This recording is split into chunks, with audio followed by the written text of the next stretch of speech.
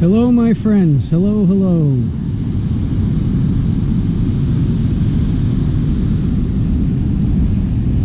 Okay, I am here. Hopefully.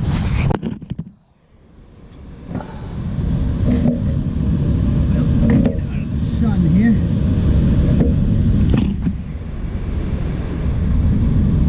Hopefully you can hear me. I am going to read Bill Cooper's Behold, a Pale Horse, Chapter 7. Chapter 7 is the Anti-Drug Abuse Act of 1988. H.R. 5210, Preparation for the Police State, an Analysis.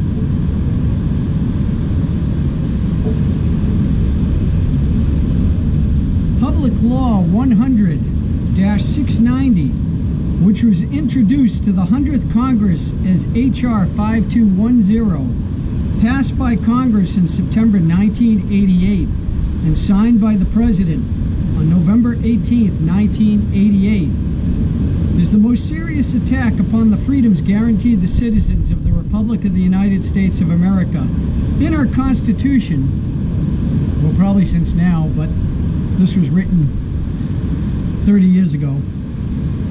Correct? You know.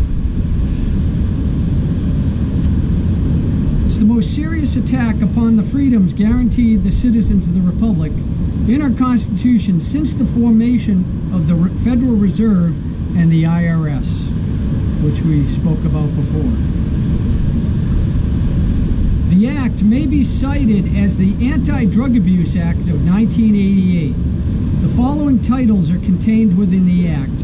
Title 1, Coordination of National Drug Policy.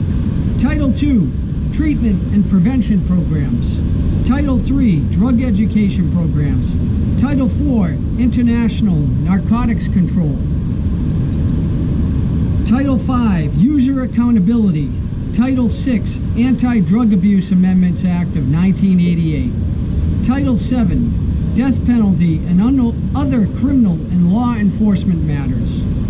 Title 8, Federal Alcohol Administration. Title 9, Miscellaneous. Title 10, Supplemental Appropriations.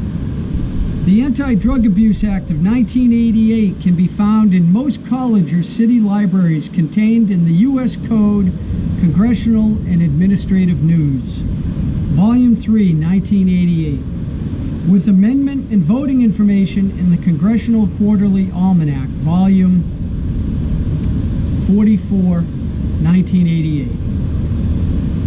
The law looks innocent enough upon first glance, containing new drug awareness and treatment programs, more law enforcement, and much stricter penalties, all to be financed with a $2.1 billion budget.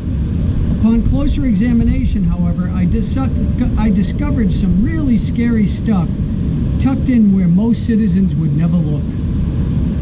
The Act is some 366 pages of fine, very fine print on very small pages. It is tedious reading, as is all legislation. In fact, it was impossible to read until Nancy Batchelder, a volunteer on my research staff, enlarged each page on a copy machine. Could it be that Congress does not want the citizens to read the content of their legislation? I believe that is exactly the case. One of the most frightening aspects of the legislation was the proposal to allow evidence found in a warrantless search. Congress said illegally obtained evidence is legal to use in drug cases. Months later, the Senate said no, and that portion of the legislation was removed, or at least that is what we were meant to think.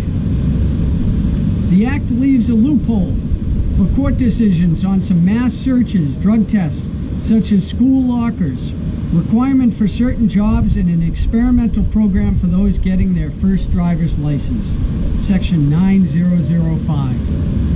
Key words here are mass searches and drug tests, jobs and driver's license.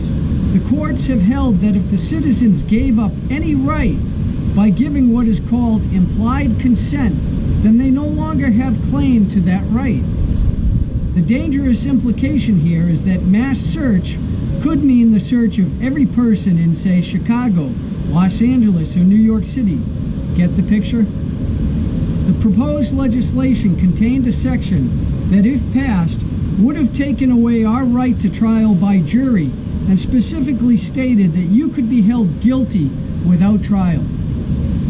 How could any citizen or representative or senator even have the guts to propose such a thing for passage into law in this country? Fortunately, it was removed by amendment. However, in some cases, a trial isn't automatic. You must request a hearing. Do I have your attention yet? $10,000 is the maximum fine for knowingly possessing any amount of drug of any kind, even the kind that an enemy might plant in your car or home. Congress has asked for a study on the relationship between mental illness and substance abuse. Congress has recommended changes for involuntary commitment for mental illness, which echoes the Russian KGB model. The secret power structure considers patriotism and nationalism to be mental illness. Congress has asked for an evaluation of the appropriateness of administering health service programs in conjunction with biomedical and behavioral research. In other words, mind control on a grand scale. The Congress ordered in this act that the Attorney General shall study the feasibility of prosecuting federally drug-related offenses in a matter alternative or supplemental to the current criminal justice system. This is the beginning of a police state.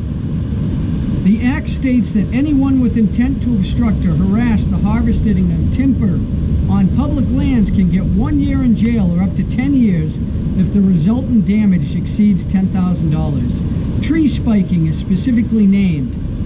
What is that doing in a drug law? It's in there because Congress wanted to make an end run around environmental groups and give the timber away. Herbicides are to be used for aerial coca eradication with no consideration of what it might do to the humans or animals being sprayed.